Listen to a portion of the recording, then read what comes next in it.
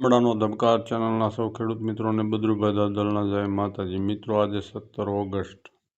હવામાનની વાત કરીએ તો મિત્રો, સાર્વત્રિક રાઉન્ડના એક સંકેત મળી રહ્યા છે. એક પ્રાથમિક સંકેત છે, ઘણું આગોતરું છે, ઘણા ફારફેરો થશે. અત્યારે શું અને શું પરિબળ આપણને અત્યારે નડે છે, આની બધી વાતો કરીશું. પ્રથમ તો તમે જે આ મેપમાં જોઈ રહ્યા છો, આ એરો દેખાય ત્યાં તમને બ્લુ કલર દેખાશે. તે અરબ સાગર નોર્મલ કરતાં ઠંડો છે. ઠંડો કેટલો છે?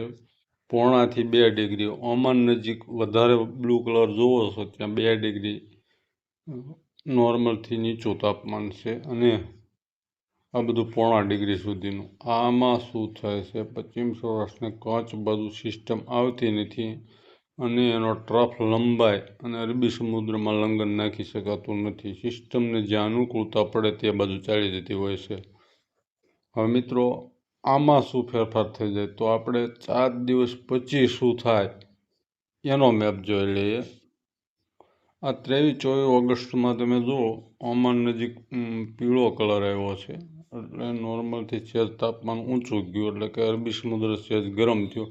ભલે સૌરાષ્ટ્ર ને કચ્છ નજીકના અરબી સમુદ્રમાં અમુક જગ્યાએ નોર્મલ ને અમુક જગ્યાએ નોર્મલથી નીચું તાપમાન રહેશે, પણ ત્યાર પછી એમાં ફારફેર આવશે. પણ તે આપણે નિમિટ બહાર હોય મોડલોની, એટલે આપણે અત્યારે વધારે વાત નહીં કરીએ.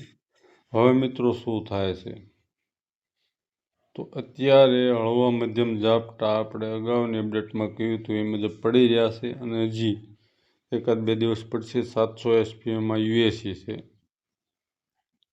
અને એના નબળી એવી અસ્થિરતા છે અને ભેજ છે.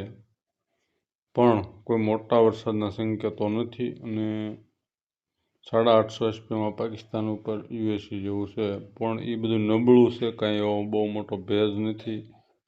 એટલે વરસાદ હળવો મધ્યમ ઝાપટા પડી રહ્યા છે. હવે પછીનો મિત્રો શું થાય તો 24 ઓગસ્ટે એક સિસ્ટમનું ફોર્મ્યુલેશન થાય, જે બંગાળની ખાડીમાં ડિપ્રેશન જેવી સિસ્ટમની હાલ ગ્લોબલ મોડલો શક્યતા વ્યક્ત કરી રહ્યા છે.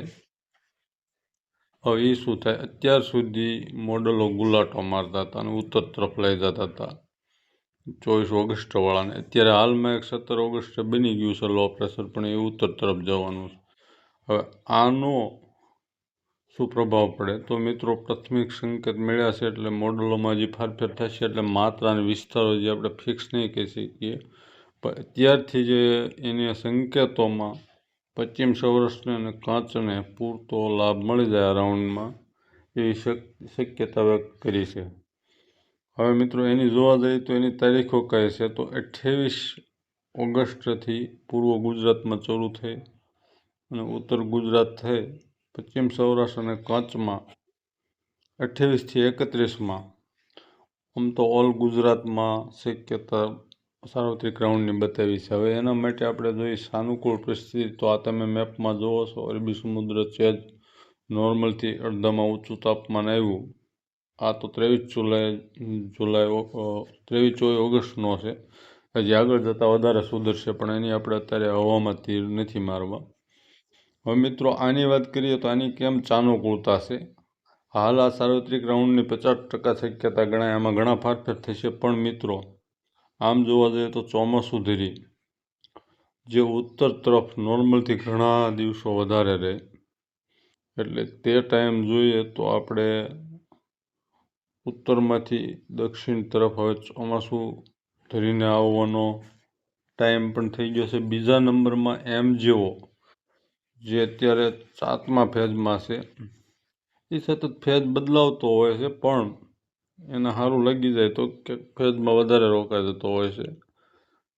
તો જોકે આનું બહુ મોટું કારણ ન આપી શકીએ. એનું કારણ બંગાળની ખાડીમાં સતત સિસ્ટમોનું ફોર્મ્યુલેશન થઈ રહ્યું છે.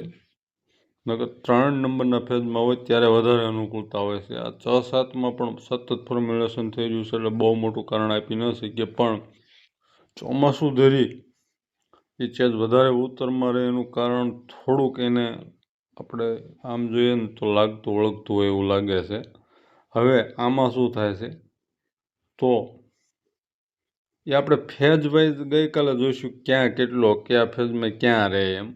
પણ 8થી પહેલા નંબરના ફેઝમાં સપ્ટેમ્બરના પ્રાથમિક સપ્તાહમાં આવે એવી શક્યતા દેખાય. એટલે પહેલો ફેઝ છે તે આફ્રિકા માટે અનુકૂળ હોય છે. આપણે બીજો અરબી સમુદ્ર માટે, ત્રીજો બંગાળ, એટલે બીજા ત્રીજામાં બે બાજુ લાગે. પણ પહેલામાં પ્રથમ સપ્તાહમાં આવે એમ જુઓ એટલે અહીંયા કરંટ થોડોક વધારે આવે, એટલે એમ પણ આપણને એની પણ સાનુકૂળતા લાગે છે. હાલ આ બધું 50% શક્યતા ગણાય, પણ ફેઝ એકમાં આવે એટલે અહીંયા કરંટ આવે, બીજામાં આવે એટલે ભરપૂર આવે, આ એની માન્યતા છે. હવે આ જે અત્યારે આપણે 24 સુધીમાં જોઈએ તો 7 દિવસમાં એટલો ફરક આપણે અત્યારનું આગલા મેપમાં જોયું તો ઓમાન સાઈડ 2 ડિગ્રી કરતાં નોર્મલથી નીચે હતો. આ અરબી સમુદ્રમાં લંગર નાખે. ડિપ્રેશન સિસ્ટમ જે 24 ઓગસ્ટે બને છે તે ડિપ્રેશન કેટેગરીમાં જ ગુજરાતમાં આવે છે એવું નથી કહેતો, પણ અત્યારે ગ્લોબલ મોડલો ત્યાં ડિપ્રેશનની શક્યતા વ્યક્ત કરી રહ્યા છે. એટલે મિત્રો ત્યાર પછીના પ્રાથમિક સંકેતો મુજબ આ ગુજરાતને લાભ આપે એવી પૂરેપૂરી શક્યતા દેખાય છે. ક્યાં કેટલો ને કેવી રીતે એની આપણે વધારે નજીક જઈશું ત્યારે ખબર પડશે. મોડલો ઉપર નજર રાખતા રહીશું. ચેનલને સબસ્ક્રાઈબ કરજો, વિડીયોને લાઇક કરજો અને શેર કરજો. જય માતાજી.